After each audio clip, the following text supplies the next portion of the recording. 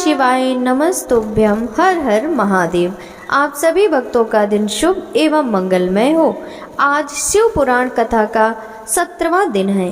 कई लोग भगवान से डरते हैं, सोचते हैं कि अगर पूजा नहीं की, व्रत नहीं किया तो कुछ अशुभ हो जाएगा। परंतु शिव जी भय नहीं बल्कि भक्ति के प्रतीक है। वह आसुरी भावों को शांत करने वाले हैं। वह तो ऐसे भोले हैं जो सच्चे हृदय को बिना पुकारे ही स्वीकार कर लेते हैं। आज की कथा हमें यही समझाएगी कि पूजा किसी डर से नहीं बल्कि प्रेम और आभार से होनी चाहिए, क्योंकि शिव जी प्रेम में रचे देवता हैं, दया, क्षमा और करुणा के सागर। तो आइए आज की कथा से पहले हम सभी मिलकर प्रार्थना करें। हे भय हरण शिव जी, हमारे मन से डर को दूर करें। हमें ऐसा विश्वास दें कि हम आपकी भक्ति बिना किसी दिखावे और भय के कर सके। आपके प्रति हमारा प्रेम ही हमारी पूजा बन जाए। हर हर महादेव। अब सुनिए आज का अध्याय। व्यास जी बोले, हे सनत कुमार जी, जब देवर्षि नारद इस प्रकार दैत्यराज जलंधर को देवी पार्वती की सुंदरता और भगवान शिव के परम ऐश्वर्य और समृद्धि के बारे में बताए आए, तब वहाँ क्या हुआ, दैत्यराज ने क्या किया। व्यास जी के ऐसे प्रश्न सुनकर सनत कुमार जी बोले, हे महामुनि, नारद जी के वहाँ से चले जाने पर असुरराज जलंधर ने अपने राहु नामक दूत को बुलाया और उसे भगवान शिव के निवास स्थान कैलाश पर्वत पर जाने की आज्ञा दी। जलंधर ने कहा, राहु, उस पर्वत पर एक योगी रहता है। उस जटाधारी योगी की पत्नी सर्वांग सुंदरी है। तुम्हें मेरे लिए उसकी पत्नी को लाना है। अपने स्वामी जलंधर की आज्ञा पाकर वह दूत भगवान शिव के स्थान कैलाश पर्वत पर चला गया। महानंदी ने उस राहु नामक दूत को अंदर जाने से रोका, परंतु वह सीधा अंदर चला गया। महाकैलाशपति भगवान शिव के सामने उसने अपने स्वामी दैत्यराज जलंधर का संदेश शिव जी को सुना दिया। जैसे ही असुरराज जलंधर के दूत राहु ने यह संदेश त्रिलोकीनाथ भगवान शिव को सुनाया, उसी समय शिव जी के सामने की धरती फट गई और उसमें से एक बड़ा भयानक गर्जना करता हुआ पुरुष प्रकट हुआ। वह पुरुष अत्यंत बलशाली और वीर जान पड़ता था। उसका मुख सिंह के समान था और ऐसा लगता था कि सिंह मानव का रूप लेकर साक्षात सामने खड़ा हो गया है। वह नरसिंह रूपी पुरुष तुरंत राहु को खाने के लिए झपटा। यह देखकर राहु अपने प्राणों की रक्षा के लिए दौड़ा, परंतु असफल रहा। उसने राहु को कसकर पकड़ लिया। जब राहु ने देखा कि अब बचने का कोई रास्ता नहीं बचा है, तब राहु भगवान शिव से यह प्रार्थना करने लगा कि वे उसकी प्राणों की रक्षा करें। वह बोला, भगवान, मैं तो असुर राज जलंधर का दूत हूँ। मैंने तो सिर्फ वही कहा जो मेरे स्वामी की आज्ञा थी। हे कृपा निधान, मेरी भूल के लिए मुझे क्षमा करें। राहु के ऐसे वचन सुनकर करुणा निधान भगवान शिव ने नरसिंह रूपी पुरुष को आज्ञा दी कि वह राहु को छोड़ दे। अपने प्रभु की आज्ञा पाकर उसने राहु को छोड़ दिया। जब उसने राहु को छोड़ दिया, तब वह शिव जी से बोला कि भगवान, आपकी आज्ञा मानकर मैंने इस दुष्ट को छोड़ दिया है, परंतु हे प्रभु, मैं बहुत भूखा हूँ। अब मैं क्या करूँ? क्या खाकर अपनी भूख शांत करूँ? तब भगवान शिव ने उससे कहा कि वह अपने हाथ पैरों के मांस को खाकर अपनी भूख शांत करो। शिव जी की आज्ञा को सिरोधार्य करके उसने अपने हाथों और पैरों का मांस खा लिया। अब सिर्फ उसका सिर ही बचा था। यह देखकर भगवान शिव उस पर प्रसन्न हो गए और बोले, तुमने मेरी आज्ञा का पालन करके मुझे प्रसन्न किया है। तुम वाकई में मेरे प्रिय हो। आज से तुम मेरे भक्तों द्वारा भी पूज्य होगे। जो भी मनुष्य मेरी पूजा करेगा वह तुम्हारी भी आराधना अवश्य करेगा। जो तुम्हारी पूजा नहीं करेगा उस भक्त पर मेरी कृपा दृष्टि नहीं होगी। उस दिन से वह कैलाश पर्वत पर भगवान शिव का प्रिय गढ़ बनकर रहने लगा और संसार में स्वकीर्ति मुख के नाम से प्रसिद्ध हुआ। व्यास जी बोले, हे सनत कुमार जी, असुरराज जलंधर के राहु नामक दूत का क्या हुआ? जब भगवान शिव ने राहु को अभयदान दे दिया, फिर राहु कैलाश पर्वत से कहाँ गया और उसने क्या किया, इस विषय में मुझे बताइए। महर्षि व्यास के इन वचनों को सुनकर सनत कुमार जी बोले, हे महर्षि, जब राहु नामक दूत को शिव जी ने उस पुरुष के हाथों से मुक्त करा दिया, तब राहु वहाँ से तुरंत भागकर अपने स्वामी दैत्यराज जलंधर के पास गया और वहाँ उसने अपने स्वामी को सभी बातें बता दी जो वहाँ हुई थी। उनकी सारी बातों को जानकर असुरराज जलंधर का क्रोध 7वें आसमान पर चढ़ गया। जलंधर ने अपने सेनापति और अन्य अधिकारियों को बुलाकर अपनी दैत्य सेना को युद्ध के लिए तैयार करने की आज्ञा प्रदान की। अपने स्वामी की आज्ञा पाकर कालनेमी, शुंभ निशुंभ आदि महावीर पराक्रमी दैत्य युद्ध की तैयारी करने लगे। जलंधर की विशाल चतुरंगड़ी दैत्य सेना भगवान शिव से युद्ध करने के लिए निकल पड़ी। उस सेना के साथ ही दैत्य गुरु शुक्राचार्य और राहु भी थे। इधर जब देवताओं को ज्ञात हुआ कि जलंधर अपनी सेना को साथ लेकर भगवान शिव से युद्ध करने के लिए निकल पड़ा है, तो देवराज इंद्र शिव जी को अवगत कराने के लिए कैलाश पर्वत पर गए और वहां उन्होंने त्रिलोकीनाथ भगवान शिव को सारी बातें बता दी। इंद्र ने भगवान विष्णु के विषय में भी बताया कि भगवान विष्णु भी अपनी पत्नी देवी लक्ष्मी के साथ असुर राज जलंधर के वश में हैं और उसके घर में निवास करते हैं। इसी कारण हम सब देवता विवश हैं। हम न चाहते हुए भी जलंधर के अधीन होना पड़ा है। भगवान, आप भक्त वत्सल हैं। आप अपने भक्तों की रक्षा कर हमें जलंधर से मुक्ति दिलाएं, उसे मारकर हमारे प्राणों की रक्षा करें। सारी बातें ज्ञात हो जाने पर भगवान शिव ने सर्वप्रथम भगवान श्री हरि विष्णु का स्मरण किया। प्रभु के स्मरण करते ही विष्णु जी वहां तुरंत प्रकट हो गए। उन्हें देखकर शिव जी ने उनसे पूछा, हे विष्णु, तुम्हें मैंने दैत्यराज जलंधर का वध करने के लिए भेजा था, फिर तुमने उसका वध क्यों नहीं किया? आप उसके घर में क्यों निवास कर रहे हैं? अपने आराध्य भगवान शिव के ये वचन सुनकर भगवान श्री हरि ने अपने दोनों हाथ जोड़ लिए और विनम्रता पूर्वक बोले, हे करुणा निधान भगवान शिव, मैं जानता हूँ आपने मुझे दैत्यराज जलंधर का संहार करने की आज्ञा दी थी, परंतु मैं उसे नहीं मार सका, इसलिए आपसे क्षमा याचना करता हूँ। मेरी गलती क्षमा करे।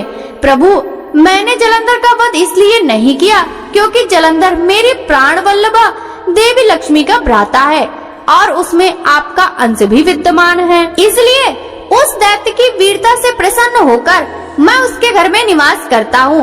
भगवान विष्णु के वचनों को सुनकर त्रिलोकीनाथ भगवान शिव हंसने लगे। फिर बोले, देवताओं, तुम सभी सोच और चिंताओं को त्याग दो। तुम्हारी रक्षा के लिए मैं अवश्य ही जलंधर का संहार करूँगा। यह सुनकर सभी देवता निश्चिंत हो गए। इसी समय जलंधर अपनी विशाल सेना साथ लेकर कैलाश पर्वत के निकट पहुंच गया। उसने कैलाश पर्वत को चारों ओर से घेर लिया। उस समय बड़ा कोलाहल होने लगा। यह शोर सुनकर भगवान शिव को क्रोध आ गया। तब उन्होंने अपने गढ़ों को आज्ञा दी कि वे जाकर राक्षसों से युद्ध करें। अपने आराध्य भगवान शिव की आज्ञा पाकर उनके गढ़ युद्ध करने चले गए। शिवगढ़ और जलंधर की दैत्य सेना में बड़ा भीषण युद्ध होने लगा। शिवगढ़ बड़ी वीरता से दैत्यों से भिड़ गए। उन्होंने कई दैत्यों को पल भर में ही मौत के घाट उतार दिया और सैकड़ों को घायल कर दिया। परंतु दैत्य गुरु शुक्राचार्य अपनी मृत संजीवनी विद्या से सभी मृत दानों को पुनः जीवन दान दे रहे थे और वे उठकर पुनः युद्ध करने लगते थे। जब दैत्य सेना किसी भी प्रकार कम होने का नाम नहीं ले रही थी, तब शिवगढ़ व्याकुल होने लगे। तब शिवगढ़ों ने भगवान शिव के पास जाकर उन्हें इसकी सूचना दी। जब शिव जी को यह बात ज्ञात हुई कि यह सब शुक्राचार्य कर रहे हैं, तब वे क्रोधित हो उठे। उस समय भगवान शिव के मुख में एक भयंकर ज्वाला कृत्या के रूप में प्रकट हुई। उसका रूप अत्यंत रौद्र और भयानक था। वह वहां से सीधे युद्ध भूमि में गई और दैत्यों को पकड़कर खाने लगी। इस प्रकार भ्रमण करते हुए कृत्या शुक्राचार्य के निकट पहुंच गई और उन्हें गायब कर दिया। जब अपने परम सहायक गुरु शुक्राचार्य उन्हें वहां न दिखाई दिए, तब हजारों वीर मारे गए और घायल हो गए। तब दैत्य सेना का मनोबल टूटने लगा। दैत्य सेना युद्ध भूमि छोड़कर भागने लगी। जलंधर के कालनेमी, शुंभ निशुंभ आदि वीर दैत्य फिर भी पूरी ताकत से युद्ध करते रहे। इधर भगवान शिव की सेना का प्रतिनिधित्व करने वाले स्वामी कार्तिकेय और गणेश जी भी पूरे मन योग से दैत्य सेना को पछाड़ने के लिए युद्ध कर रहे थे। सनत कुमार जी बोले, हे महर्षि, भगवान शिव के गढ़ व उनके दोनों पुत्र गणेश और कार्तिकेय बहुत बलवान, वीर और साहसी थे। उन्होंने अपने पराक्रम से दैत्येंद्र जलंधर के परम वीरों कालनेमी, शुंभ और निशुंभ को पराजित कर दिया। असुर सेना डरकर इधर उधर छिप गई। सब दैत्य अपने प्राणों की रक्षा हेतु भागने लगे। यह देखकर असुर राज जलंधर अपने रथ पर बैठकर युद्ध भूमि में आगे की ओर बढ़ने लगा और बड़ी भयानक गर्जना करने लगा। उसकी ललकार सुनकर त्रिलोकीनाथ भगवान शिव के गढ़ भी बढ़ चढ़कर युद्ध करने लगे। असुर सेना और देवताओं की सेना के रथों, हाथी, घोड़ों, शंख तथा भीरी से युद्ध भूमि गुंजायमान हो रही थी। दैत्यराज जलंधर ने तब एक ऐसा बाढ़ छोड़ा जिससे चारों ओर कोहरा फैल गया। धरती से आकाश तक सिर्फ धुंध ही धुंध दिखाई दे रही थी। फिर उसने नंदीश्वर, गणेश, वीरभद्र को एक साथ कई बार मारकर घायल कर दिया। यह देखकर स्वामी कार्तिकेय को बहुत क्रोध आ गया और उन्होंने असुर राज जलंधर पर अपनी शक्ति चला दी। कार्तिकेय की चलाई गई शक्ति के फलस्वरूप जलंधर धरती पर गिर पड़ा, परंतु गिरते ही वह उठकर खड़ा हो गया और पूरी शक्ति के साथ पुनः युद्ध करने लगा।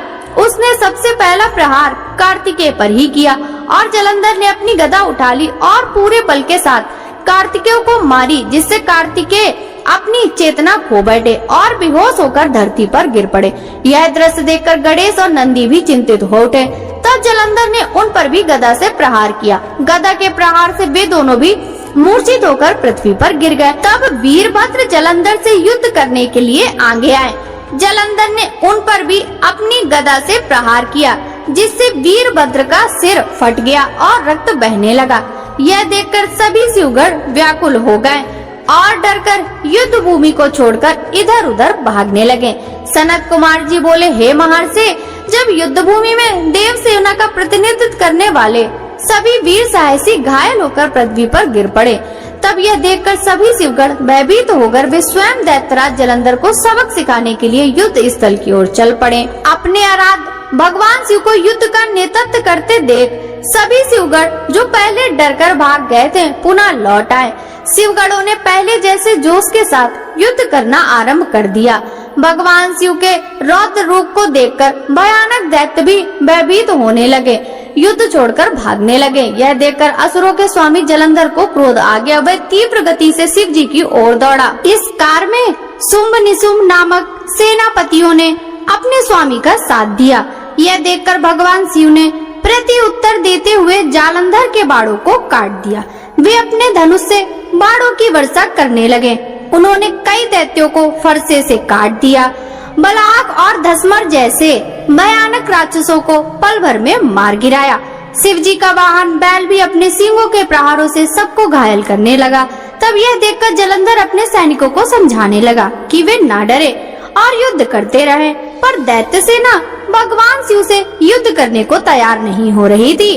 क्रोधित जलंधर उन्हें ललकारने लगा। जलंधर ने अनेक बाणों को एक साथ चलाकर उसमें भगवान शिव को बांधने का प्रयास किया, लेकिन वह सफल ना हो सका। भगवान शिव ने उसके सभी बाणों को काट दिया और उसके रथ की ध्वजा को भी नीचे गिरा दिया। असुर राज जलंधर के सभी बाणों को काटने के पश्चात भगवान शिव ने एक बाण मारकर जलंधर को घायल कर दिया और उसके धनुष को काट दिया। यह देखकर जलंधर ने युद्ध करने के लिए गदा उठा ली। तब शिव जी ने अपने बाण से उसकी गदा के भी 2 टुकड़े कर दिए। यह सब देखकर दैत्येंद्र जलंधर यह जान गया था कि त्रिलोकीनाथ भगवान शिव उससे अधिक बलवान है और उन्हें युद्ध में पराजित कर पाना उसके लिए मुश्किल है। तब जलंधर ने जीतने के लिए गंधर्व माया उत्पन्न की। वहाँ उस युद्ध स्थल पर हजारों की संख्या में गंधर्व और अप्सराओं के गण उत्पन्न हो गए और वहाँ नृत्य करने लगे। वहाँ मधुर संगीत बजने लगा। यह सब देखकर सभी देव सेना के सैनिक मोहित हो गए और युद्ध को भूलकर नृत्य और गाना बजाना देखने में मग्न हो गए।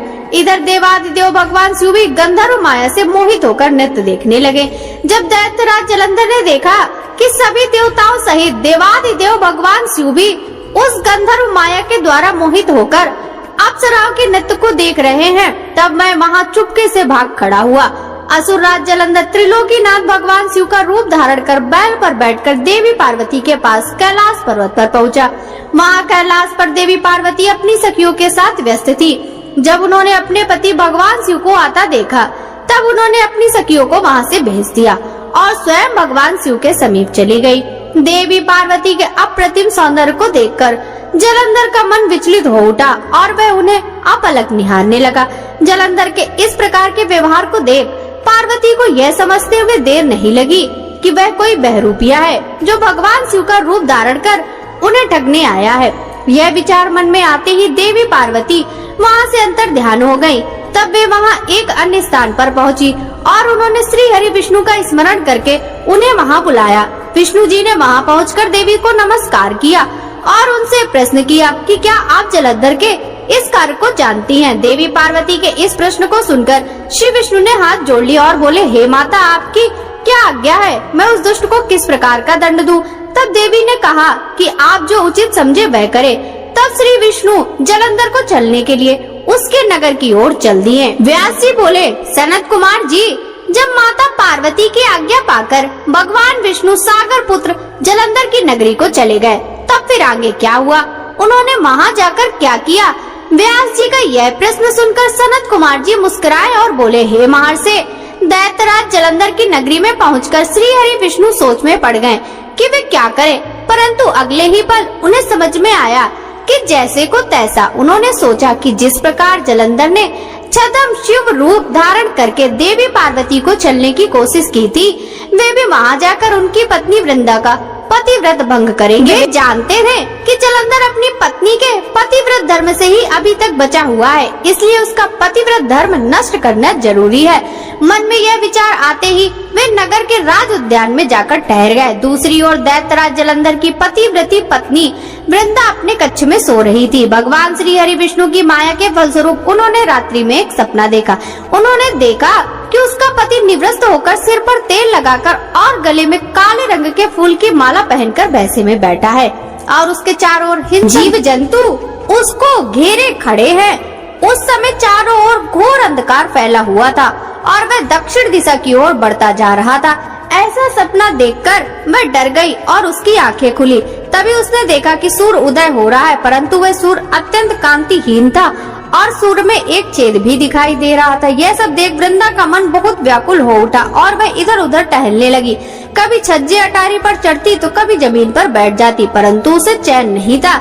जब इस प्रकार वृंदा का मन शांत नहीं हुआ तो वह मन की शांति प्राप्त करने हेतु उद्यान की ओर चल दी, परंतु उस निर्जन उद्यान में उसके पीछे सिंह के समान दो भयंकर राक्षस पड़ गए। वृंदा उन्हें देखकर बहुत डर गई और प्राणों की रक्षा करने के लिए वहाँ से भागने लगी। भागते हुए सामने से आते हुए एक तपस्वी दिखाई दिए। भयभीत वृंदा उन मुनि से अपने जीवन की रक्षा के लिए प्रार्थना करने लगी। उन तपस्वी ने अपने कमंडल से जल निकालकर उन राक्षसों को ललकारते हुए उन पर जल छिड़क दिया। जल छिड़कते ही दोनों राक्षस वहाँ से भाग खड़े हुए।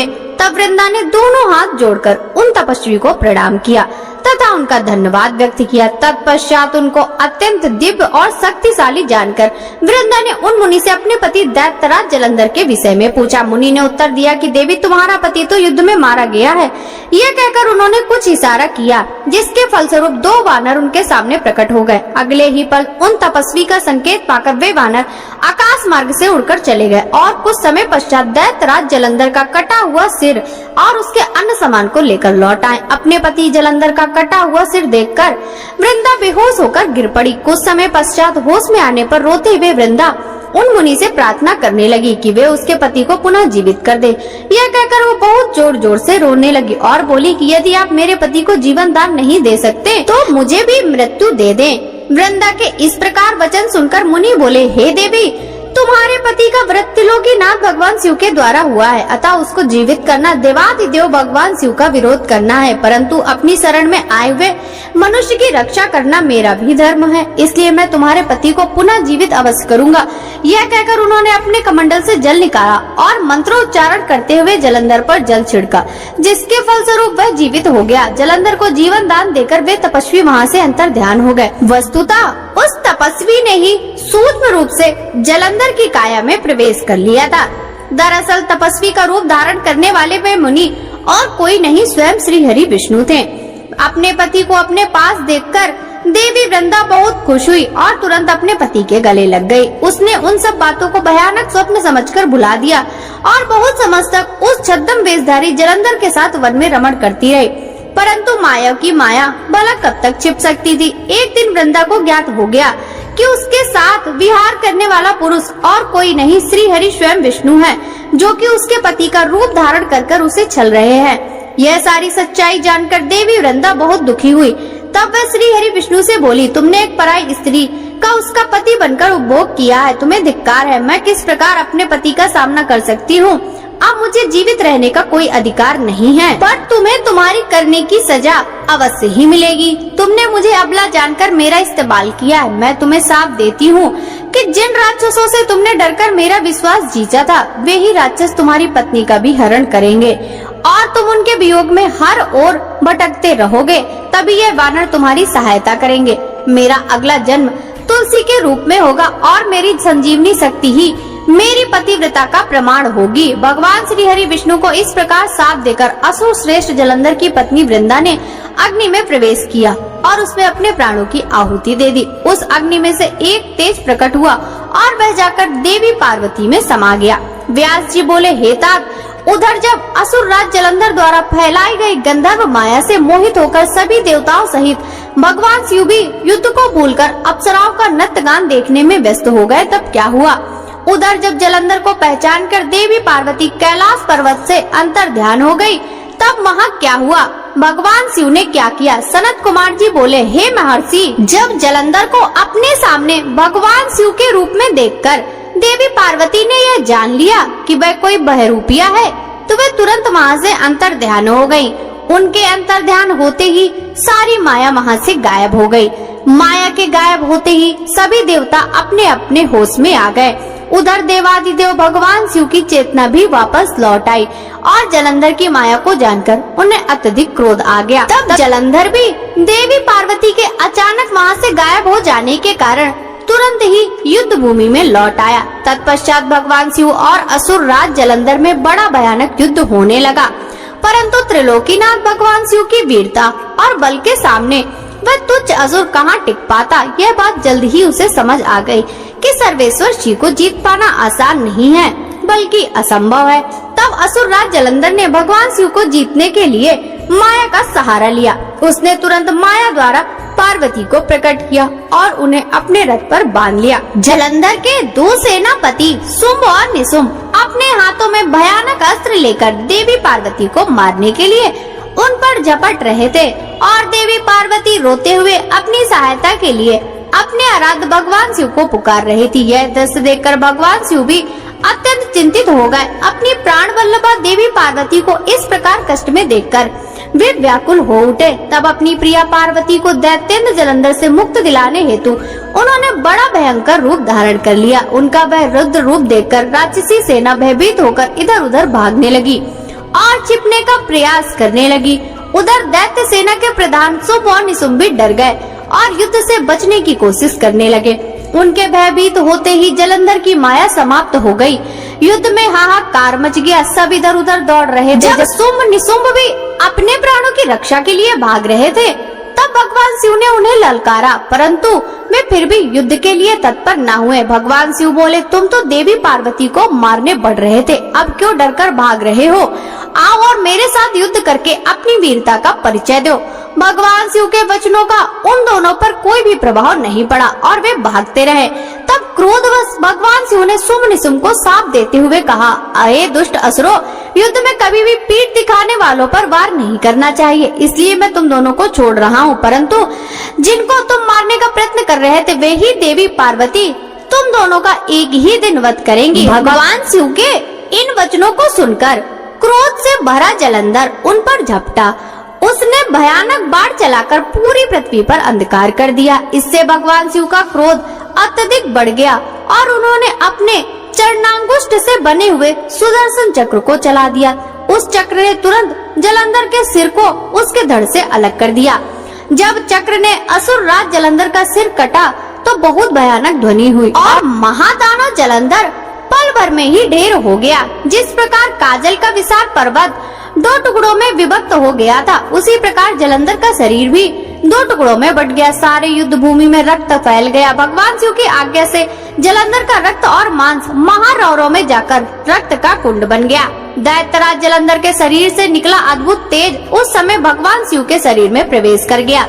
जलंधर का वध होते ही चारों ओर हर्ष की लहर दौड़ गई। सभी देवता ऋषि मुनि बहुत प्रसन्न हुए। अप्सराएं और गंधर्व मंगल गान गाने लगे। सारी दिशाओं से भगवान शिव पर फूलों की वर्षा होने लगी। सनत कुमार जी बोले, हे महर्षि, इस प्रकार दैत्यराज जलंधर का देवादिदेव भगवान शिव के हाथों से वध देखकर सब ओर प्रसन्नता छा गई। सभी देवताओं सहित ब्रह्मा जी और श्री हरि विष्णु भी हर्षित हुए। तब वे करुणा निधान भगवान शिव को धन्यवाद देने लगे और उनकी स्तुति करने लगे। बोले, हे करुणा निधान, हे कृपा निधान देवादिदेव भगवान शिव, आप प्रकृति से परे हैं। भगवान आप ही परम ब्रह्म परमेश्वर हैं। प्रभु, हम सब देवता आपके दास हैं और आपकी आज्ञा की पूर्ति करने हेतु कार्य करते हैं। हे देवेश, आप हम पर प्रसन्न हो। हे प्रभु, जब भी देवताओं पर कोई विपत्ति पड़ी, आपने हमारी सहायता की और हमें अनेक दैत्यों के अत्याचारों से मुक्ति दिलाई है। हम सदा ही आपके चरणों की वंदना करते हैं और आपके अनोखे दिव्य स्वरूप का ही स्मरण करते हैं। आपके ही कारण हमारा भी अस्तित्व है। आपके बिना हम कुछ भी नहीं हैं। आप भक्त वत्सल हैं और सदा ही अपने भक्तों का हित करते हैं। इस प्रकार भगवान शिव की वंदना करके सभी देवता चुप हो गए और हाथ जोड़कर खड़े हो गए। तब भगवान शिव बोले, हे देवताओं, मैं तुम्हारी आराधना से बहुत प्रसन्न हूँ। मैं तुम्हें वरदान देता हूँ कि मैं हमेशा तुम्हारे अभिष्ट कार्यों की सिद्धि करूँगा। तुम्हारे दुखों को मैं सदा दूर करूँगा। इसके अतिरिक्त तुम और कुछ भी चाहो तो मुझसे मांग सकते हो। परंतु उन्होंने उनकी कृपा दृष्टि बनाए रखने के अतिरिक्त उनसे कुछ नहीं मांगा।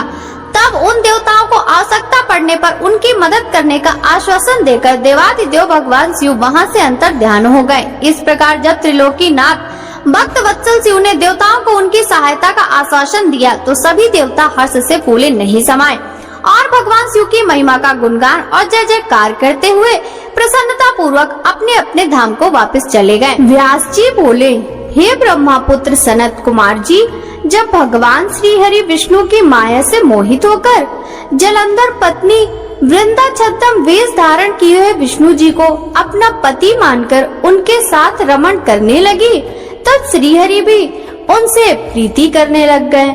सच्चाई जान लेने के बाद कि जलंधर के रूप में भगवान श्री हरि ने उनके साथ छल किया है, उसे अग्नि में जलकर अपने प्राणों की आहुति दे दी। फिर आगे क्या हुआ? भगवान विष्णु कहाँ गए और उन्होंने क्या किया? तुलसी के रूप में वृंदा का जन्म कैसे और कब हुआ? कृपया वह कथा मुझे बताइए। सनत कुमार जी बोले, हे महर्षि, मैं आपके सभी प्रश्नों का उत्तर देता हूँ। मेरी कथा सुनिए, आपकी सभी जिज्ञासाएं दूर हो जाएंगी। जब वृंदा ने विष्णु जी द्वारा ठगे जाने पर अपने शरीर का त्याग कर दिया तो भगवान विष्णु को बहुत दुख हुआ और वे वृंदा की चिता की राख को अपने शरीर पर लपेटकर इधर इधर मारे फिरने लगे। इधर जब देवताओं को भगवान श्री हरि विष्णु की इस हालत के बारे में पता चला तो वे सब बहुत चिंतित हुए। उन्हें समझ में नहीं आ रहा था कि वे क्या करें। जगत के पालन करता भगवान श्री हरि विष्णु को इस तरह दर दर भटकना शोभा नहीं देता। जब देवताओं को इस समस्या का हल नहीं सूझा तब वे देवाधिदेव भगवान शिव की शरण में गए। ब्रह्मा जी को साथ लेकर देवराज इंद्र देवताओं सहित कैलाश पर्वत पर पहुँचे। वहाँ उन्होंने त्रिलोकीनाथ भगवान शिव को हाथ जोड़कर प्रणाम किया और उनकी स्तुति करने लगे। तत्पश्चात शिव के पूछने पर देवताओं ने वहाँ आने का प्रयोजन शिव जी को बताया। देवताओं ने कहा, हे देवाधिदेव करुणा निधान भक्त वत्सल शिव, आप तो सर्वेश्वर हैं, सर्वज्ञाता हैं। इस संसार की कोई बात आपसे छिपी नहीं है। भगवान श्री हरि विष्णु ने दैत्यराज जलंधर की पत्नी वृंदा को जलंधर का रूप लेकर ठगा, परंतु उसके साथ रहते रहते श्री विष्णु की उनसे प्रीति हो गई और अब वे उनका वियोग सह नहीं पा रहे। वे अपने शरीर पर वृंदा की चिता की आग लपेटकर जोगी बनकर इधर उधर घूम रहे हैं। प्रभु, आप उन्हें समझाएं कि वे ऐसा ना करें। भगवान, यह जगत आपके अधीन है और आपको इस समय उनकी मदद करनी चाहिए ताकि वे पहले की भांति होकर अपने कार्यों को पूरा करें। देवताओं की इस प्रकार की प्रार्थना सुनकर भगवान शिव बोले, हे ब्रह्मा जी, हे देवराज इंद्र व अन्य देवताओं, ये सारा जगत माया के अधीन है, परंतु इस जगत की जननी मूल प्रकृति परम मनोहर महादेवी पार्वती इस माया के वशीभूत नहीं है। उन पर हम इस माया जाल का कोई असर नहीं पड़ता। इसलिए आप भगवान श्री हरि विष्णु के इस मोह माया के जाल को दूर करने के लिए आदि देवी प्रकृति की आधारभूत देवी पार्वती की शरण में जाएं। यदि आपके द्वारा वे प्रसन्न हो गई तो आपकी हर एक समस्या का समाधान हो जाएगा और वे आपके कार्यों को पूर्ण करेंगी। देवादिदेव महादेव भगवान शिव के इन वचनों को सुनकर सभी देवताओं को अत्यंत प्रसन्नता हुई और वे भगवान शिव से आज्ञा लेकर मूल प्रकृति की शरण में चले गए। इस प्रकार जब देवता प्रकृति देवी की शरण में जा रहे थे उस समय वहाँ आकाशवाणी हुई, हे देवताओं, मैं 3 प्रकार से, तीनों प्रकार के गुणों से अलग होकर निवास करती हूँ। मैं सत्वगुण में गौरा बनकर, रजोगुण में लक्ष्मी बनकर और तमोगुण में ज्योति बनकर इस जगत को आलोकित करती हूँ। इसलिए आप अपनी इच्छा पूर्ति हेतु देवी जगदम्बा की शरण में जाओ, वे अवश्य ही तुम्हारी मनोकामना पूरी करेंगी। यह आकाशवाणी सुनते ही सभी देवता गौरी, लक्ष्मी और सरस्वती को हाथ जोड़कर प्रणाम करने लगे और मन में उनका वंदन और स्तुति करने लगे। इस प्रकार जब देवताओं ने शुद्ध हृदय से तीनों देवियों का स्मरण किया, तब वे तीनों देवियां वहां प्रकट हो गईं। देवियों को साक्षात अपने सामने पाकर देवता बहुत हर्षित हुए और गौरी, लक्ष्मी और सरस्वती की वंदना और पूजन अर्चन करने लगे। तब तीनों देवियों ने मुस्कुराकर कहा, हे देवताओं, हम तीनों देवियां तुम्हारी स्तुति से बहुत प्रसन्न हैं। तुम जो कुछ चाहते हो हमें बताओ, हम तुम्हारी मनोकामना अवश्य पूर्ण करेंगी। देवियों के इस कथन को सुनकर देवताओं का प्रतिनिधित्व करते हुए देवराज इंद्र ने भगवान श्री हरि विष्णु के बारे में सब कुछ गौरी, लक्ष्मी और सरस्वती देवी को बता दिया। तब उन्होंने कुछ बीज देवताओं को दिए और कहा, ये बीज ले जाकर तुम देवी वृंदा की चिता की राख में बो दो। ऐसा करने से तुम्हारे अभिष्ट कार्यों की सिद्धि होगी। उन बीजों को लेकर देवताओं ने तीनों देवियों का धन्यवाद व्यक्त किया। तब देवियां वहां से अंतर ध्यान हो गयीं। तत्पश्चात ब्रह्मा जी सहित सभी देवता उस स्थान पर पहुँचे जहाँ देवी वृंदा ने अपने प्राणों की आहुति अग्नि में दी थी। वहाँ पहुंचकर उन्होंने देवी द्वारा दिए गए उन बीजों को वृंदा की चिता की राख में डाल दिया। तब उन बीजों में से कुछ दिन पश्चात धात्री, मालती और तुलसी नामक वनस्पतियाँ पैदा हुई। देवी सरस्वती द्वारा दिए गए बीजों से धात्री, देवी महालक्ष्मी के बीजों से मालती और देवी गौरा के बीजों से तुलसी का आविर्भाव हुआ। जैसे ही धात्री, मालती और तुलसी नामक ये स्त्री रूपी वनस्पतियाँ उत्पन्न हुई और भगवान श्री हरि विष्णु ने उन्हें देखा तो उन पर से माया का पर्दा हट गया और वे पहले की भांति हो गए। वे उन वनस्पतियों पर अपनी कृपा दृष्टि रखने लगे। तभी से धात्री, मालती और तुलसी नामक इन वनस्पतियों को भी विष्णु जी से विशेष अनुराग हो गया। तब भगवान श्री हरि विष्णु पुनः वैकुंठ लोक को चले गए। सनत कुमार जी बोले, हे महामुने, शंखचूड़ नामक एक दैत्य था जिसका वध भगवान शिव ने स्वयं अपने हाथों से त्रिशूल मारकर किया था। अब मैं आपको उस शंखचूड़ नामक दैत्य के विषय में बताता हूँ। हे मुने, आप यह जानते ही हैं कि विधाता के पुत्र मरीचि हुए हैं और उनके पुत्र महर्षि कश्यप। मरीचि के पुत्र कश्यप मुनि बहुत ही धार्मिक प्रवृत्ति के संत थे। वे बड़े ही धर्मात्मा थे और सृष्टि की रचना करने वाले ब्रह्मा जी की हर आज्ञा को सिरोधार्य मानकर उनका पालन करते थे। प्रजापति दक्ष ने उनके व्यवहार को और गुणों से प्रसन्न होकर अपनी 13 कन्याओं का विवाह महर्षि कश्यप से कर दिया था। इन्हीं की संतानों से ये पूरा संसार भर गया। कश्यप मुनि की 13 पत्नियों में से एक पत्नी का नाम दनु था। दनु रूपवती, गुणवती होने के साथ साथ परम सौभाग्यवती थी। वह एक अत्यंत शांत साध्वी भी थी। उन्हीं दनु के अनेकों पुत्र हुए। उनका विप्रचित नामक पुत्र बहुत ही बलशाली और पराक्रमी था। उसका भी दम्भ नाम का एक पुत्र हुआ। दम्भ भी अपने पिता की तरह धार्मिक विचारों को मानने वाला था। दम्भ भगवान विष्णु का अनन्य भक्त था। इतना धार्मिक होने के पश्चात भी उसकी कोई संतान नहीं हुई। तब वह बड़ा निराश हो गया और उसने शुक्राचार्य को अपना गुरु बनाया। उसने उनसे कृष्ण मंत्र ग्रहण किया। तत्पश्चात दम्भ पुष्कर नामक तीर्थ में चला गया और वहाँ 1 लाख वर्ष कठोर तपस्या करता रहा। उसकी कठोर तपस्या को देखकर सभी देवता ब्रह्मा जी को अपने साथ लेकर भगवान विष्णु के पास गए। भगवान विष्णु के पास पहुंचकर सभी देवताओं ने उन्हें आदर पूर्वक प्रणाम किया और दम्भ के भीषण तप के बारे में भी बताया। तब सारी बातें जानकर भगवान श्री हरि बोले, हे देवताओं, मैं जानता हूँ कि दम्भ मेरा अनन्य भक्त है। वह अपने मन में पुत्र प्राप्ति की कामना लेकर पिछले 1 लाख वर्षों से मेरी कठोर तपस्या कर रहा है। मैं अवश्य ही अपने प्रिय भक्त दम्भ की इच्छा पूर्ति करूंगा। आप निश्चिंत होकर अपने स्थान पर चले जाइए। भगवान श्री हरि के इन वचनों को सुनकर ब्रह्मा जी और देवराज इंद्र सभी देवता उन्हें प्रणाम कर करके अपने लोकों को चले गए। तब भगवान विष्णु भी अपने भक्त दंभ को उसकी तपस्या का फल देने के लिए पुष्कर गए। वहाँ उन्होंने अपने सामने पाकर दंभ बहुत प्रसन्न हुआ और उनके चरणों में लेटकर उन्हें प्रणाम कर उनकी स्तुति करने लगा। तब श्री हरि विष्णु बोले, हे दंभ, मैं तुम्हारी इस कठोर तपस्या से बहुत प्रसन्न हूँ। तुम अपना अभीष्ट वर मांग सकते हो। आज मैं तुम्हारी हर मनोकामना पूर्ण करूँगा। भगवान श्री हरि विष्णु के ये वचन सुनकर दंभ हाथ जोड़कर बोला, हे देव, यदि आप मुझ पर प्रसन्न हैं, तो मुझे अपने जैसा वीर और पराक्रमी पुत्र प्रदान कीजिए। तब श्री हरि विष्णु तथास्तु कहकर वहाँ से अंतर ध्यान हो गए। इसके बाद दंभ भी प्रसन्नता पूर्वक अपने घर लौट आया। कुछ समय पश्चात दंभ की पत्नी गर्भवती हुई। एक दंभ के घर में अलौकिक तेज विद्यमान था। समय आने पर दंभ की पत्नी के गर्भ से एक पुत्र का जन्म हुआ। मुनियों ने उसका नामकरण संस्कार करके उसका नाम शंखचूड़ रखा।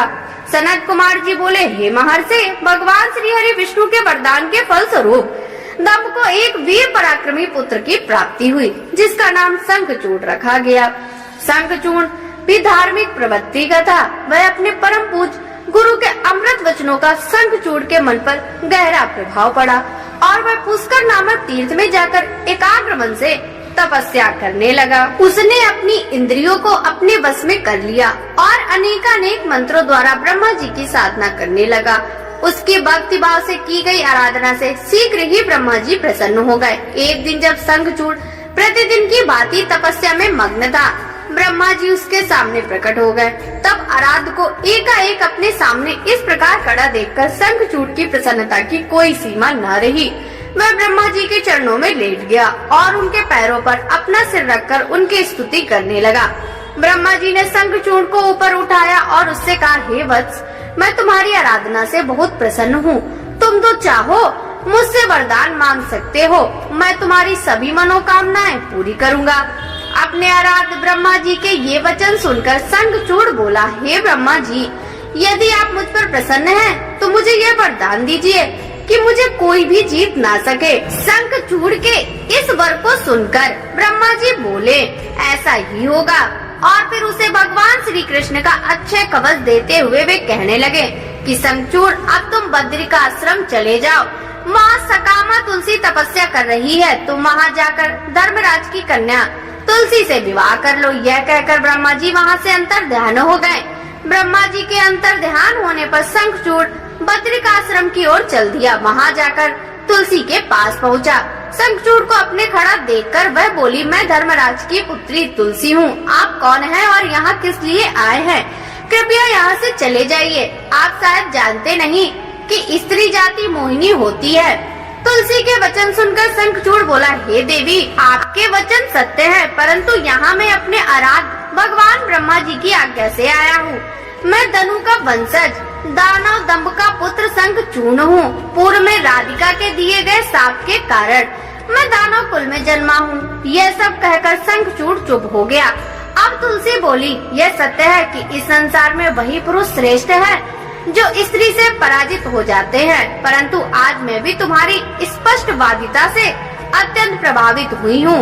जब इस प्रकार शंखचूड़ और तुलसी आपस में बातें कर रहे थे, तभी वहाँ ब्रह्मा जी प्रकट हो गए। उन्हें देखकर तुलसी और शंखचूड़ दोनों ने उन्हें प्रणाम किया। तुम दोनों यहाँ तक अभी की बातें ही कर रहे हो। शंखचूड़, मैंने तुम्हें यहाँ तुलसी का पानी ग्रहण करने के लिए भेजा था। तुम निश्चय ही पुरुषों में ही श्रेष्ठ हो और तुलसी निसंदेह स्त्रियों में रत्न है। तुम दोनों एक दूसरे के लिए ही बने हो, इसलिए तुम शीघ्र ही एक दूसरे को हो जाना चाहिए। शंखचूड़ और तुलसी को विवाह करने के लिए कहकर ब्रह्मा जी वहाँ से चले गए। ब्रह्मा जी का आदेश मानते हुए तुलसी और शंखचूड़ ने गंधर्व रीति से विवाह कर लिया। तत्पश्चात वे दोनों अनेक सुंदर मनोरम स्थानों पर अनेक वर्षों तक विहार करते रहे। एक दूसरे का साथ पाकर वे बहुत प्रसन्न थे। व्यास जी बोले, हे ब्रह्मा जी के पुत्र सनत कुमार जी, जब संसार के सृष्टि कर्ता ब्रह्मा जी की आज्ञा से तुलसी और शंखचूड़ ने गंधर्व रीति से विवाह कर लिया, तब फिर क्या हुआ? उन दोनों ने क्या किया? व्यास जी के इस प्रकार के प्रश्न सुनकर सनत कुमार जी बोले, हे महामुने, शंखचूड़ और देवी तुलसी ने ब्रह्मा जी की आज्ञा से विवाह कर लिया और वह उसे अपने साथ लेकर अपने घर वापस आ गया। जब दानवों को इस बात की सूचना मिली कि शंखचूड़ को ब्रह्मा जी से वरदान प्राप्त हुआ है तो वे सभी बहुत प्रसन्न हुए।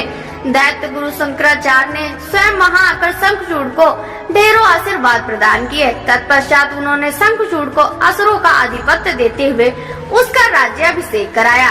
राज सिंहासन संभालने के पश्चात शंखचूड़ बहुत प्रसन्न था। तब शुक्राचार्य बोले, हे असुर राज शंखचूड़, तुम निसंदेह ही वीर और पराक्रमी हो। तुम्हें आज असुरों का राज सौंपकर मुझे बहुत हर्ष हो रहा है। अब इस राज्य का विस्तार करना और असुरों की रक्षा करने का दायित्व तुम्हारा है। मुझे तुम्हारी प्रतिभा पर पूरा विश्वास है। यह कहकर दैत्य गुरु शुक्राचार्य वहाँ से चले गए। उनकी आज्ञा सिरोधार्य कर शंखचूड़ राज्य करने लगा। उसने अपने राज्य का विस्तार करने के उद्देश्य से अपनी विशाल सेना को इंद्रलोक पर आक्रमण करने का आदेश दे दिया। वह स्वयं भी उस युद्ध में जा खड़ा हुआ। असुरों और देवताओं में बड़ा भयानक युद्ध शुरू हो गया। देवताओं ने अनेक असुरों को मार गिराया, अनेकों को घायल कर दिया। यह देखकर असुर सेना विचलित होकर इधर उधर भागने लगी। इसे देखकर असुर राज शंखचूड़ का क्रोध 7वें आसमान पर जा पहुंचा। अपनी पूरी शक्ति से युद्ध करते हुए उसने देव सेना को खदेड़ दिया। दैत्यराज शंखचूड़ से डरकर देव सेना तितर बितर हो गई और अपने प्राणों की रक्षा के लिए गुफाओं और कंदराओं में जाकर छुप गई। महाबली वीर प्रतापी शंखचूड़ ने स्वर्ग पर अधिकार कर लिया और स्वर्ग के सिंहासन पर विराजमान हो गया। सूर्य, अग्नि, चंद्रमा, कुबेर, यम, वायु आदि सभी देवता शंखचूड़ के अधीन हो गए। अनेक देवता शंखचूड़ के डर से भाग निकले। जो देवता वहां से भाग निकले थे वे अपने प्राणों की रक्षा के लिए इधर उधर मारे मारे फिर रहे थे। जब उन्हें यह सब समझ नहीं आया कि वे अब क्या करें और कहां जाएं, तब वे सब मिलकर ऋषि मुनियों को साथ लेकर ब्रह्मा जी की शरण में गए। ब्रह्मा जी के पास पहुंचकर देवताओं ने उन्हें प्रणाम कर उनकी स्तुति की। तत्पश्चात उन्होंने शंखचूड़ के आक्रमण और स्वर्ग पर उसके आधिपत्य के बारे में सब कुछ ब्रह्मा जी को बता दिया। ब्रह्मा जी ने आश्वासन देते हुए कहा, इस विषय में भगवान विष्णु ही हमें कोई सही मार्ग बता सकते हैं, अतः हम सभी को उनके पास चलना चाहिए। ये कहकर वे सब श्री हरि विष्णु से मिलने के लिए वैकुंठ लोक को चल दिए। वैकुंठ लोक पहुंचकर देवराज इंद्र और ब्रह्मा जी सहित सभी देवताओं ने लक्ष्मीपति विष्णु जी की स्तुति की और उन्हें सारी बातों से अवगत कराया। देवताओं का दुख सुनकर विष्णु जी ने उन्हें ढांढस बंधाते हुए कहा, हे देवताओं, आप इस प्रकार दुखी ना हो। मैं शंखचूड़ के बारे में सभी कुछ जानता हूँ। पहले वह मेरा अनन्य भक्त था। इस बारे में हमें देवाधिदेव महादेव जी से विचार विमर्श करना चाहिए, क्योंकि वे ही इस समस्या का सही समाधान बता सकते हैं। यह कहकर वे ब्रह्मा जी और अन्य देवताओं को अपने साथ लेकर शिवलोक की ओर चल दिए। सनत कुमार जी बोले, हे महामुनि, इस प्रकार देवताओं की करुण प्रार्थना सुनकर और अनुनय विनय सुनकर त्रिलोकी नाथ भगवान शिव बोले, हे श्री हरि, हे ब्रह्मा जी और अन्य सभी देवताओं, मैं दैत्यराज शंखचूड़ के विषय में सब कुछ जानता हूँ। असुर राज शंखचूड़ भले ही देवताओं का शत्रु एवं प्रबल विरोधी हो गया हो, परंतु वह अभी भी धार्मिक है और सच्चे हृदय से धर्म का पालन करता है। परंतु फिर भी तुम लोग मेरे पास मेरी शरण में आए हो और शरणागत की रक्षा करना सभी का कर्तव्य है, इसलिए मैं तुम्हारी रक्षा करने का वचन देता हूँ। तुम अपनी व्यर्थ की चिंताएं त्याग दो और प्रसन्न होकर अपने अपने स्थान पर लौट जाओ। मैं निश्चय ही शंखचूड़ का संहार करके उसके द्वारा दिए गए कष्टों से तुम्हें मुक्ति दिलाकर तुम्हारा स्वर्ग का राज तुम्हें वापस दिलाऊंगा। भगवान शिव जब इस प्रकार से देवताओं को शंखचूड़ के वध का आश्वासन दे ही रहे थे, तभी उनमें से मिलने के लिए राधा के साथ श्री कृष्ण वहाँ पधारे। भगवान शिव को प्रणाम करके वे प्रभु की आज्ञा से उनके पास ही बैठ गए। श्री कृष्ण और राधा ने महादेव जी की मन में बहुत स्तुति की। जब भगवान शिव उनके आने का कारण पूछा, तब श्री कृष्ण बोले, हे कृपा निधान दया निधि, आप तो सब कुछ जानते हैं, आप ही इस जगत में सनाथ हैं। आप तो जानते ही हैं कि मैं और मेरी पत्नी दोनों ही साप भोग रहे हैं। मेरा पार्षद सुदामा भी आपके साप के कारण दानव की योनि में अपना जीवन जी रहा है। आप भक्त वत्सल हैं प्रभु, हम आपकी शरण में आए हैं। हम पर अपनी कृपा दृष्टि करिए और हमारे दुखों से मुक्ति दिलाइए। भगवान, आप हमें इस शाप से मुक्ति दिलाइए। भगवान श्री कृष्ण की इस प्रार्थना को सुनकर देवाधिदेव महादेव जी बोले, हे कृष्ण, आपको डरने की कोई आवश्यकता नहीं है, निश्चय ही आपका कल्याण होगा। आप शाप के अनुसार 12 कल्प तक इस शाप को भोगने के पश्चात ही राधा सहित अपने वैकुंठ लोक को प्राप्त होंगे। आपका सुदामा नामक पार्षद इस समय दानव योनि में शंखचूड़ के रूप में सभी को दुख दे रहा है। इस समय वह देवताओं का प्रबल विरोधी और शत्रु है। देवताओं को उसने बहुत कष्ट दिया है, उनका राज छीनकर उन्हें बंदी बना लिया है। तब भगवान शिव बोले, मैं आपको दुखों और कष्टों को समझाता हूँ, अब आपको चिंता करने की कोई आवश्यकता नहीं है, अतः सब कुछ भुला दो। तब उन्होंने ब्रह्मा जी और श्री हरि विष्णु को आदेश दिया कि वे वहाँ से जाकर अन्य देवताओं को समझाएं कि वे निश्चिंत हो जाएं, मैं उनकी इच्छा अवश्य ही पूरी करूँगा और उन्हें शंखचूड़ के भय से मुक्त कराऊंगा। भगवान शिव के ये अमृत वचन सुनकर श्री कृष्ण, राधा, ब्रह्मा जी सहित श्री हरि विष्णु को बहुत संतोष हुआ। तब वे हाथ जोड़कर प्रणाम करने लगे। तत्पश्चात भगवान शिव से आज्ञा लेकर सभी प्रसन्नता पूर्वक अपने अपने स्थान को चले गए। व्यास जी बोले, हे ब्रह्मा पुत्र सनत कुमार जी, जब देवाधिदेव महादेव जी ने ब्रह्मा, विष्णु और देवराज इंद्र सहित श्री कृष्ण को शंखचूड़ के वध का आश्वासन दिया, तब सब देवता प्रसन्न होकर उनसे विदा लेकर अपने अपने धाम को चले गए। तब आगे क्या हुआ, भगवान शिव ने क्या किया? व्यास जी का प्रश्न सुनकर सनत कुमार जी बोले, हे महामुने, भगवान शिव के आश्वासन देने पर कि वे असुर राज शंखचूड़ का वध करेंगे, सभी देवता अपने अपने स्थान को चले गए। तब भगवान शिव ने विचार किया कि क्या किया जाना चाहिए। तत्पश्चात उन्होंने गंधर्व राज चित्ररथ पुष्यदंत को स्मरण किया। स्मरण करते ही पुष्पदंत तुरंत वहाँ शिव जी के सामने उपस्थित हो गए। पुष्पदंत ने हाथ जोड़कर महादेव जी को प्रणाम किया और उनकी स्तुति की। तत्पश्चात पुष्पदंत हाथ जोड़कर बोले, हे देवाधिदेव, कृपा निधान, करुणा निधान, मेरे लिए क्या आज्ञा है? मैं आपकी आज्ञा सिरोधार कर उसे यथाशीघ्र ही पूरी करूँगा। यह सुनकर भगवान शिव ने पुष्पदंत को अपना दूत बनाकर शंखचूड़ के पास भेजा। अपने आराध्य भगवान शिव की आज्ञा पाकर पुष्पदंत तुरंत ही वहाँ से असुरराज शंखचूड़ के नगर की ओर चल दिया। पुष्पदंत शंखचूड़ के नगर पहुंचकर उनसे मिला और बोला, हे असुरराज, मैं त्रिलोकीनाथ भगवान शिव का दूत बनकर उनका संदेश लेकर आपके पास आया हूँ। उन्होंने कहा है कि आप यथाशीघ्र देवताओं को उनका राज वापस सौंप दे, अन्यथा भगवान शिव के साथ युद्ध करें। युद्ध में उनके हाथों आपका वध निश्चित है। मैंने भगवान शिव के सभी वचन आपसे कह दिए। आप जो संदेश उन्हें देना चाहो मुझे बता दो, मैं आपका संदेश भगवान शिव तक पहुँचा दूंगा। पुष्पदंत नामक दूत की बातें सुनकर असुरराज शंखचूड़ बोला, हे मूर्ख दूत, तू क्या मुझे बेवकूफ समझते हो? तुम जाकर अपने स्वामी से कह दो कि मैं देवताओं का उनका राज वापस नहीं दूंगा। मैं वीर हूँ, युद्ध से नहीं डरता। अब शिव और मेरा सामना युद्ध भूमि में ही होगा। असुरराज शंखचूड़ के ऐसे वचन सुनकर पुष्पदंत मन ही मन क्रोध की सारी सीमाएं पार गया, परंतु अपनी स्वामी के आज्ञा के बिना वह कुछ नहीं करना चाहता था, इसलिए चुपचाप वापस शिव जी के पास लौट गया। ब्रह्मा पुत्र सनत कुमार जी बोले, हे महर्षि, जब भगवान शिव का पुष्पदंत नामक दूत शंखचूड़ की नगरी से वापस आया तो उसने कैलाश पर्वत पर पहुंचकर भगवान शिव को असुरराज शंखचूड़ द्वारा कही गई सभी बातें बता दी। तब दूत के इन वचनों को सुनकर भगवान शिव को बहुत क्रोध आया। भगवान शिव ने अपने वीर साहसी गणों, अपने दोनों पुत्रों कार्तिकेय और गणेश को बुलाया।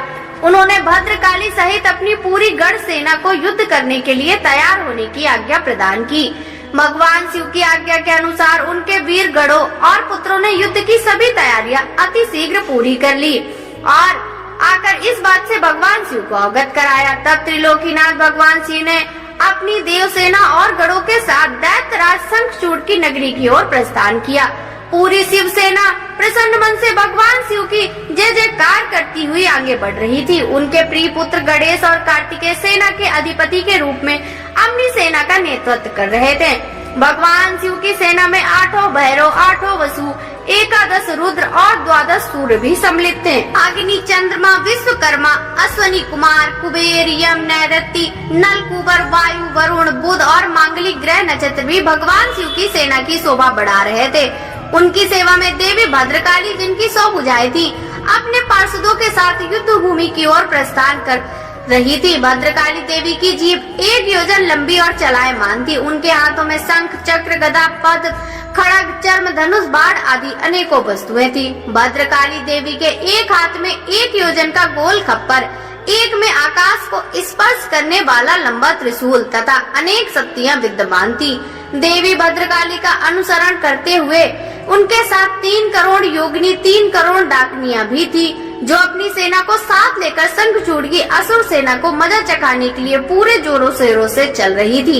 इस प्रकार त्रिलोकीनाथ भगवान शिव की विशाल देव सेना, जिसमें हजारों वीर बलशाली गढ़ विद्यमान थे, पूरे मनोयोग के साथ युद्ध स्थल की ओर बढ़ रहे थे। तब भगवान शिव ने अपनी सेना को एक वट वृक्ष के नीचे कुछ देर विश्राम करने के लिए कहा और स्वयं भी उसी वट वृक्ष के नीचे आसन लगाकर बैठ गए। सनत कुमार जी बोले, हे व्यास जी, उधर दूसरी ओर जब भगवान शिव का दूत पुष्पदंत असुरराज शंखचूड़ के पास वापस लौट गया, तब असुरराज शंखचूड़ भी अपने मन में युद्ध करने का निश्चय कर अपनी प्रिय पत्नी देवी तुलसी के पास पहुंचा। वहाँ उसने तुलसी को बताया कि हे देवी, अब मुझे कल सुबह युद्ध के लिए प्रस्थान करना होगा।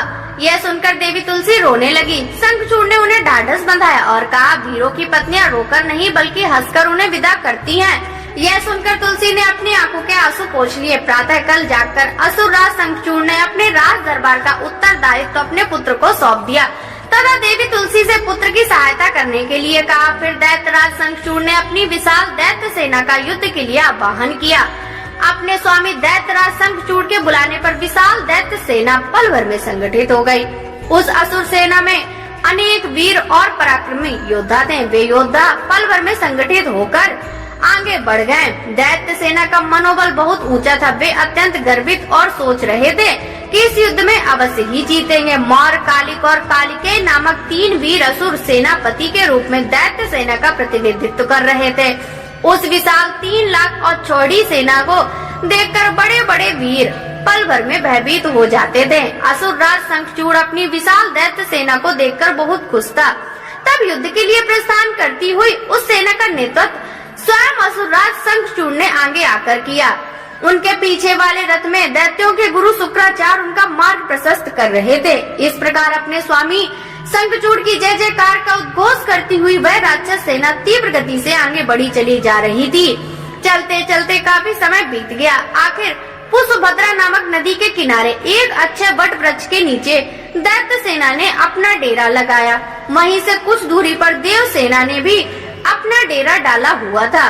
सनत कुमार जी बोले, हे व्यास जी, जब इस प्रकार देवताओं की सेना लेकर भगवान शिव और राक्षसों की सेना के साथ असुरराज शंखचूड़ अपने अपने निवासों को छोड़कर युद्ध करने के लिए यात्रा करते करते रास्ते में रुक गए और दोनों सेनाएं कुछ ही दूरी पर रुकी थीं। तब दैत्यराज शंखचूड़ ने अपने एक दूत को संदेश देकर भगवान शिव के पास भेजा। दैत्यराज शंखचूड़ का वह दूत भगवान शिव के पास पहुंचा और बोला, हे शिव, मैं दैत्यराज शंखचूड़ का दूत हूँ। मैं उनका संदेश लेकर आपके पास आया हूँ। मेरे स्वामी ने कहलवाया है कि वे यहाँ आ गए हैं। अब आपकी क्या इच्छा है? तब दैत्यराज के उस दूत ने शिव जी बोले, दूत, तुम जाकर अपने स्वामी शंखचूड़ से कहो कि देवताओं के साथ शत्रुता छोड़कर उनसे मित्रता कर लो। उनका हड़पा हुआ राज्य उन्हें वापस कर दो और तुम सुखपूर्वक अपने राज्य पर शासन करो। दैत्यराज से कहना कि वे शुद्धकर्मी महर्षि कश्यप की संतान हैं। उन्हें ऐसा करना शोभा नहीं देता, इसलिए वे समय रहती मेरी समझाई हुई बात को समझ जाएं। अन्यथा इसके परिणाम दानों के लिए बहुत घातक हो सकते हैं। भगवान शिव के इस प्रकार वचन सुनकर वह दूत पुनः बोला, हे देवाधिदेव, हालांकि आपकी बातों में कुछ सच्चाई है, परंतु क्या हमेशा हर बात में असुर ही गलत होते हैं? देवता हमेशा सही होते हैं, उनकी कभी कोई गलती नहीं होती। आपके अनुसार सारे दोष असुरों में ही हैं, जबकि वास्तविकता में ऐसा बिल्कुल भी नहीं है। दोष केवल असुरों में नहीं, देवताओं में भी है। मैं उनका पक्ष लेने वाले आपसे पूछता हूँ कि मधु और कैटभ नामक दैत्यों के सिरों को किसने काटा? त्रिपुरों को युद्ध करने के पश्चात क्यों भस्म कर दिया गया? आप सदा से ही देवताओं और दानों में पक्षपात करते आए हैं। आप देवताओं का ही कल्याण करते हैं, जबकि ईश्वर होने के नाते आप देवताओं और असुरों दोनों के लिए ही आराध्य हैं। इसलिए आपको किसी एक के संबंध में नहीं बल्कि दोनों के हितों का ध्यान में रखकर कार्य करना चाहिए। शंखचूड़ के दूत के वचनों को सुनकर कल्याणकारी शिव बोले, दूत तुम्हारी यह बात पूर्णतः गलत है। मैं देवताओं और दानों में कभी कोई भेद नहीं करता। मैं तो सदा से ही कार्यों की सिद्धि करता हूँ। मुझे देवताओं पर आए संकट को दूर करना है, इसलिए मुझे असुरों को युद्ध करके मारना ही होगा। तुम जाकर इस बात को असुरराज शंखचूड़ को बता दो। यह कहकर भगवान शिव चुप हो गए और वह दूत अपने स्वामी शंखचूड़ के पास चला गया।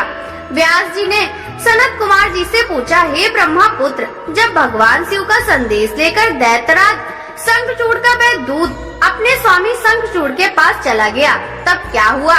उस दूत ने शंखचूड़ से क्या कहा और उस दूत के सारी बातें जानने के पश्चात दैत्यराज शंखचूड़ ने क्या किया? हे महर्षि, कृपा करके इस संबंध में मुझे सविस्तार बताइए।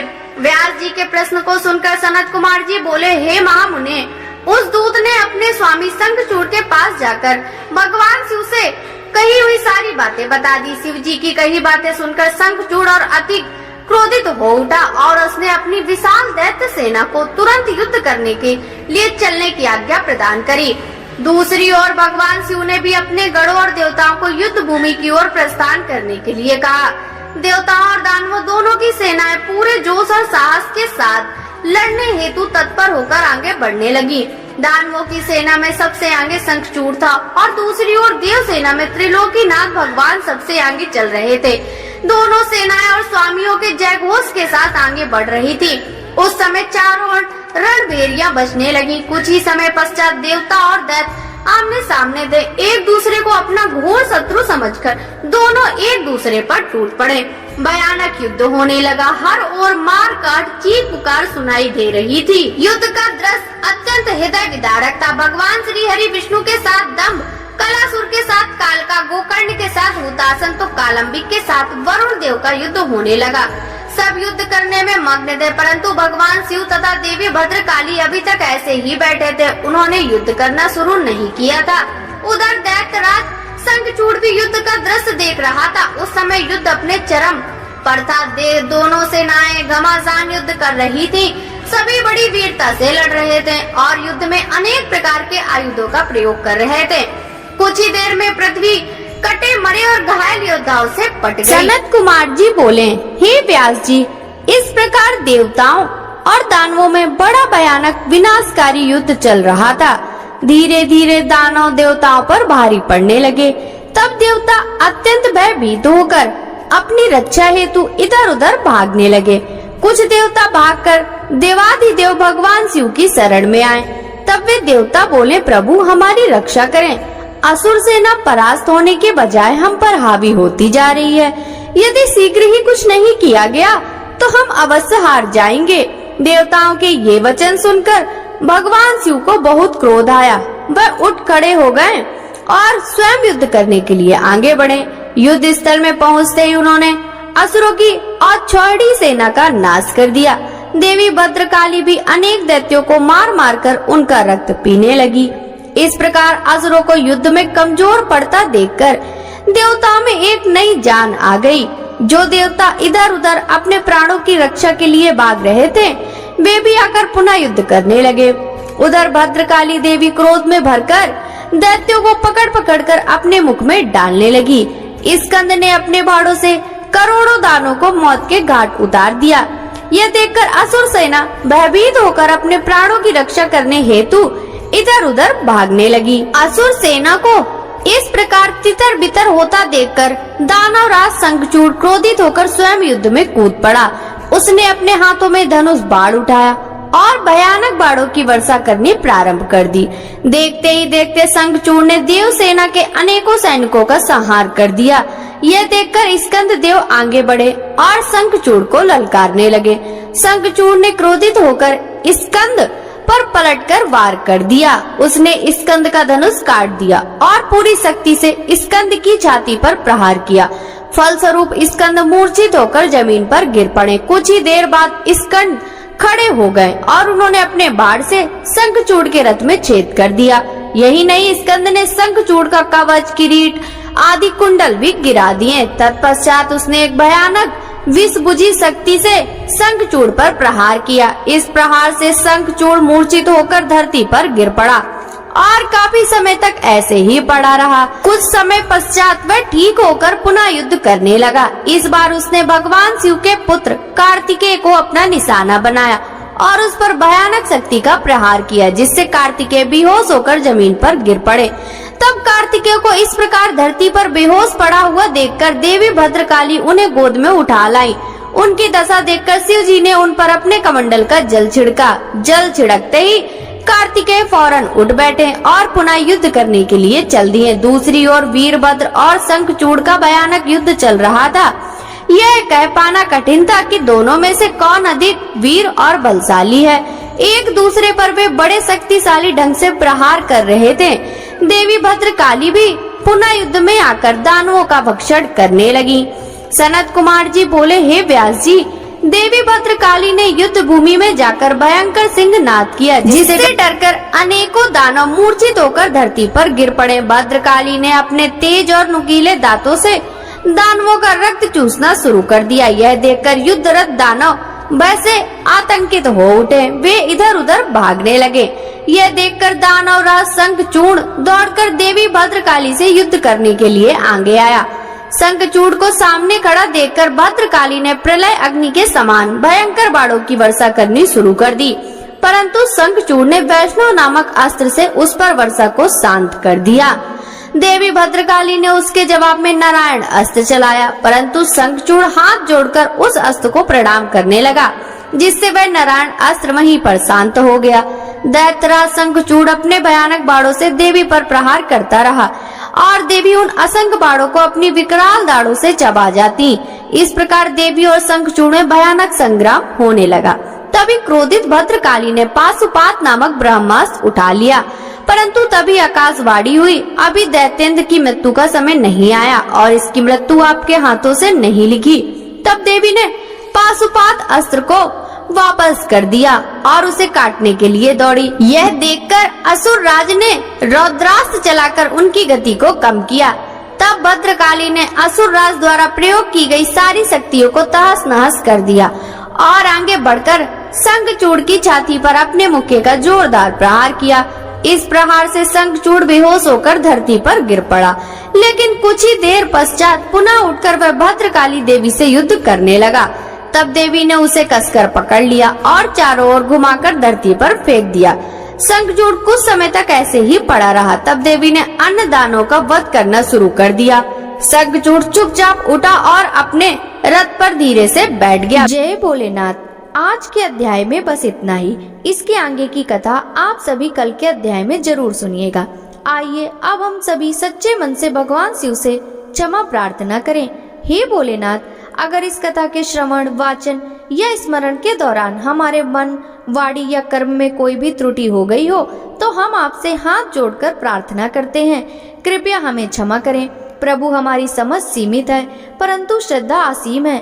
अगर किसी पवित्र प्रसंग को हमने अधूरा समझा, अधूरा सुना या फिर किसी दिव्यता को पूरी तरह व्यक्त नहीं कर सके तो यह केवल हमारी अल्प बुद्धि है। उसकी दोषिता हमारी नहीं बल्कि हमारी अवस्था की है। आप तो दयालु हैं, कृपामय हैं, भक्तों के हर अपराध को क्षमा कर देने वाले हैं। हे भोलेनाथ, हमारी इस भक्ति यात्रा को स्वीकार करें और हमारे दोषों को नष्ट करके हमें अपनी शरण में रखें। हे नीलकंठ, इस अध्याय को आपने ही आरंभ करवाया और आप ही इसे पूर्ण करें। आपकी कृपा से हम हर दिन आपकी ओर निकट आते रहें, यही हमारी सबसे बड़ी कामना है। हर हर महादेव।